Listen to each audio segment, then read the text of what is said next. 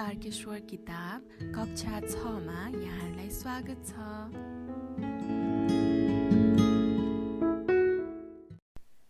एकाइ 7 प्रचलित जात्रा पाना नम्बर 74 पाठ 1 धर्मस्थलीको जात्रा। पाहाँचरे धर्मस्थलीको पाहाँचरे जात्राले आफ्नै महत्व राख्दछ। पाहाँचरे जात्रामा हुने खट जात्राको जीवन्त प्रस्तुति उपत्यकामा सर्वत्र परिचित छ। ऐतिहासिक र सांस्कृतिक दृष्टिले यो स्थलको गरिमामय र विशिष्ट स्थान छ। धर्मस्थलीमा चैत्र महिनामा पाहाँचरे, पासाचरे वा घोडे जात्रा धुमधामसँग मनाइन्छ। पाहाँ भनेको पाहुना, पासा भनेको साथी, अर्थात् पाहुना र साथीहरू जमघट भएर 5 दिनसम्म यो पर्व मनाइन्छ। यो लोकप्रिय स्थानीय जात्रा हो। पहिलो दिन घोडे जात्राको 5 दिन अगाडि नै देवताका मूर्ति र खटहरू सरसफाई गरी रङ रोगन गरिन्छ। जात्रा नजिक आएको संकेतका रूपमा साँझ पख जहिले पनि बाजा बजाउने चलन छ। घोडे जात्राको अघिल्लो दिन चतुर्थीका दिन यस नगरका विभिन्न देवी देवताका खट मध्यरातमा बाजा गाजाका साथ 8 जनाले बोकेर आआफ्ना खलामा राख्ने चलन छ। ती खट मध्ये महाङ्काल माई, प्रिकुन माई, माथिल्लो गणेश, जरङ्कु गणेश, पहरा गणेश, पुष्प गणेश, नारायण गरी जम्मा 7 वटा खटमा नित्य पूजा गर्ने गरिन्छ। त्यसपछि भोज खाने र खुवाउने गरिन्छ। यसरी पहिलो दिनको जात्रा समाप्त हुन्छ। दोस्रो दिन जात्राको भोलिपल्ट बिहान सबै शक्तिपीठ वा मन्दिरहरूमा स्थानीय र बाहिरका भक्तजनहरू पूजा अर्चना र दर्शन गर्न आउँछन्। दिनभरि नै यो क्रम चलिरहन्छ। कोही कोही बलि पनि चढाउँछन्। रात परेपछि स्थानीय खेला चौरमा स्थानीय द्वारे थकाली आएर बस्ने चलन छ। द्वारेको आदेश बेगर खलामा अघिल्लो दिन लगेको देउता उठाएर ल्याउन नहुने परम्परा छ। त्यसका लागि स्थानीय कपाली परिवार र खड्गी समाजका मानिसहरूले स्थानीय व्यक्तिहरू र बाजागाजाका साथ द्वारे बसिराखेको ठाउँमा आई द्वारेलाई पूजा गरी माला लगाइदिन्छन्। द्वारेलाई गाउँ घुमाएर पुनः उनको घर पुगेपछि मात्र आदेश अनुसार प्रत्येक देवताका गुठियारहरू बाजागाजासहित खट बोक्ने मानिसहरू लिएर शक्तिपीठमा पुग्छन्। मध्यरातमा नै देवताका मूर्तिलाई खटमा राखी बोकेर गाउँ परिक्रमा गराई स्थानीय द्वारेकै घर अगाडि महाङ्काल, प्रिकुन र गणेशको रथ बिसाएपछि दोस्रो दिनको जात्रा समाप्त हुन्छ। त्यस्तै अन्य रथहरू जरङ्कु गणेश जरङ्कुमा, पहरा गणेश पारी गाउँमा र पुष्प गणेश र नारायणको खट पुसलमा राखिन्छ। हाल नारायणको खट जात्रा चलन हराएको छ।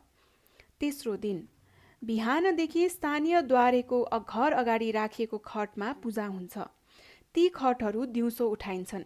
घर घर र टोल टोलमा लगी पूजा एवं बलि ग्रहण गराइन्छ। दिउँसो स्थानीय लाछी बजारको बीचमा नासल देवताको अगाडि 3 वटै खट बिसाइन्छ।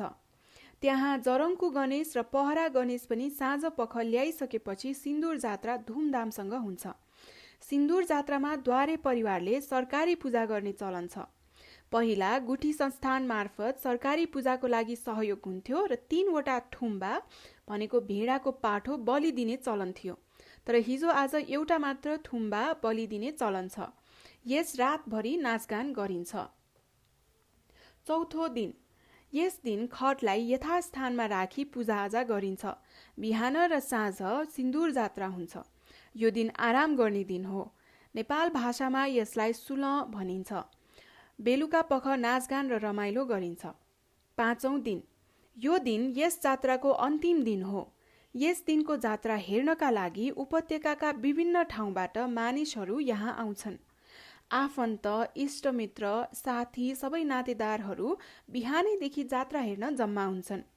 यस दिनको जात्रालाई पनि 3 चरणमा बाँड्न सकिन्छ। पहिलो चरण स्थानीय मानिसहरू यो दिन बिहानको खाना पाहुनाहरूलाई खुवाउँछन्। आफूहरूले खाइसकेपछि अब देवता उठाउने बेला भो सबै आउनुहोला भन्ने संकेत स्वरूप नायखी बाजा बजाएर गाउँ परिक्रमा गर्छन्। बिहान 10 बजेदेखि 11 बजेभित्र 3 वटै खट सिन्दुर जात्राका साथ उठाइन्छ। गाउँ परिक्रमा गराइन्छ। त्यसपछि धर्मस्थली मूल बजार लाछीमा परम्परागत रूपमा रथ जुधाउने जात्रा सुरु हुन्छ। यतिन्जेलसम्म जरङ्कुको गणेश र पारी गाउँको पहरा गणेशको खट पनि यो जात्रामा सामेल हुन आइसकेको हुन्छ। विशेषतः यो जात्रामा महाकाली माईलाई अन्य देवताहरूको खटले बाटो छेक्ने परम्परा छ। लाछी बजारको उत्तरतिरको प्रवेशद्वार ढ्वाकसीमा अन्य 4वटा खटले पालै पालो महाकाली देवीलाई रोक्छन्। बेला बेलामा महाकाली देवी कहिले गगनटोल, कहिले कोट, फलटोलमा लुकेर बसेर अन्य देवताको खटलाई झुक्क्याएर जान खोजेको साह्रै राम्रो देखिन्छ। बाजा गाजाको तालमा एउटा खट 8 जनाले बोकेर कुदाउँछन्। निकै बेर यो जात्रा चलिरहन्छ। धेरै समयपछि आपसमा सल्लाह गरी दिउँसो अन्दाजी 2 बजेतिर अन्य देवताको खटहरूले महाकाली माईलाई बाटो छोडिदिन्छन्। बाटो पाएपछि महाकाली माईको खटलाई गाउँमा गण्यमान्य व्यक्तिहरूले लिपपोत गरेर राखेको ठाउँमा लगेर विश्राम गराउँछन्।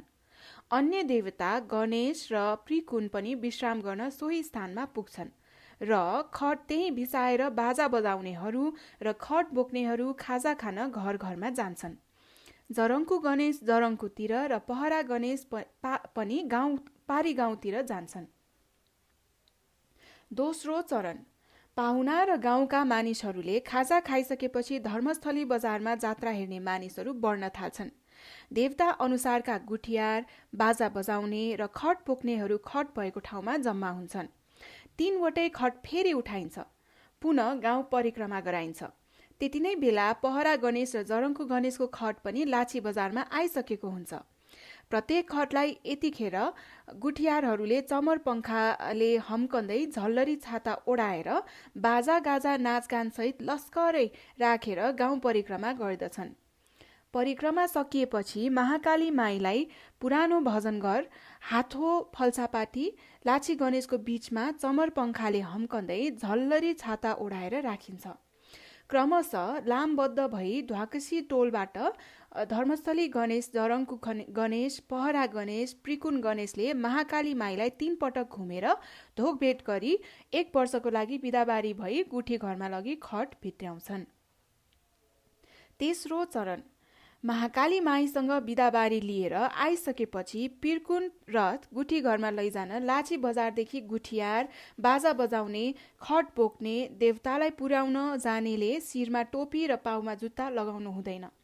यस बेला अरू बाजा नबजाई नेवारी परम्परा अनुसार नायसी अर्थात् लासलाई मसान घाटमा लैजाँदा बजाइने बाजा बजाइन्छ, जसलाई 1 वर्षसम्म बिछोडिनु परेको कारण दुःख व्यक्त गरेको हो भनिन्छ।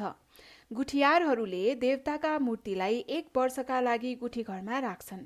खट चाहिँ प्रत्येक गुठियारको घरमा 4 दिनसम्म राख्ने चलन छ। यसरी 5 अरे पर्व समाप्त हुन्छ। कटिपुनी जात्रा। धर्मस्थलीमा मनाइने अर्को प्रमुख जात्रा कटिपुनी हो, जुन जात्रा विजया दशमीको कोजाग्रत पूर्णिमाको दिन धुमधामसँग मनाइन्छ। जुन जात्रालाई स्थानीयले अम्बे जात्रा पनि भन्ने गर्दछन्। दशैं लगत्तै जात्रा सुरु हुनुभन्दा अगाडि नै चैत्यको सरसफाई रङरोगन स्थानीय गुठियारबाट हुन्छ। त्यो अवसरमा भगवान बुद्धको मूर्तिलाई सिंगारेर राखिन्छ। ध्वजा पटाकाहरू टाँगेर सिंगारिन्छ।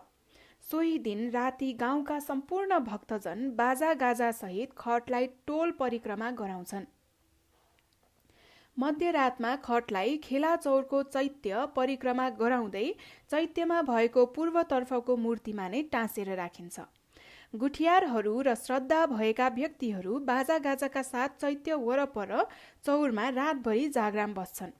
भोलिपल्ट कोजाग्रत पूर्णिमाको दिन बिहानदेखि बुद्धको पूजा अर्चना हुन्छ। वरपरका टोल र नगरबाट पनि भक्तजनहरू पूजाआजा गर्न आउँछन्। दिउँसो साइतमा गुठियारहरूले विशेष पूजा गर्छन्। कोजाग्रत पूर्णिमाको दिन अम्बे जात्रा हेर्न काठमाडौँ उपत्यकाका विभिन्न ठाउँबाट मानिसहरू आउँछन्। जात्रा सुरु गर्न आएका पाहुना स्थानीय महिलाहरू सकेसम्म एउटै पोसाकमा हातमा सुकुण्डा, कुचो, फूल लिएर बत्ती देखाउँदै बुद्धको खटको दायाँ र बायाँ लामबद्ध हुन्छन्। बाजा गाजाका साथ खट चैत्यबाट रातमा उठाएर गाउँका बासिन्दाहरूको घर घरमा पूजा ग्रहण गराउन लैजान्छन्। बिहानी पख परिक्रमा सकेपछि गुठियारको देवता राख्ने घर अगाडि खट बिसाएर 1 वर्षको लागि पुनः भित्र्याइन्छ। खेला चौरबाट कोजाग्रत पूर्णिमाको मध्यरातमा बाजा गाजा नाचगान सहित खट उठाएर बिस्तारै गाउँ परिक्रमा गराउने मूल जात्रा साह्रै रमाइलो हुन्छ। स्थानीय परम्परा अनुसार खटलाई चाहिँ 4 दिनसम्म सोही घर अगाडि राखिन्छ। यसलाई स्थानीय भाषामा सिग पुनी भनिन्छ। सो जात्रा हेर्न छिमेकी नगरबाट पाहुनाहरू जम्मा हुन्छन्। विक्रम सम्वत 2042-43 सालपछि सो जात्रामा कपडा ओछ्याएर वासालाना खटलाई हिँडाउने चलन पनि चलाएको देखिन्छ। यसरी धर्मस्थलीमा मनाइने कटिपुनी वा कोजाग्रत पूर्णिमाको जात्रा समाप्त हुन्छ। लाखे नाच।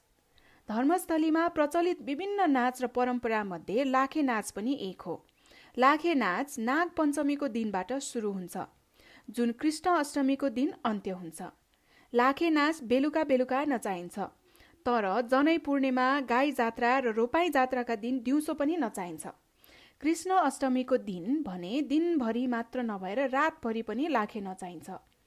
कृष्ण अष्टमीको दिन कृष्णको मूर्ति राखिएको ठाउँमा मकैको बोटमा लाखेको जस्तो पहिरन लगाएर त्यसमाथि मुकुण्डो पनि राखिन्छ। कंश अन्त्य भएको सङ्केतका रूपमा त्यस रात उक्त लाखेको प्रतिमालाई काटिन्छ। त्यसपछि लाखे नाचको अन्त्य हुन्छ।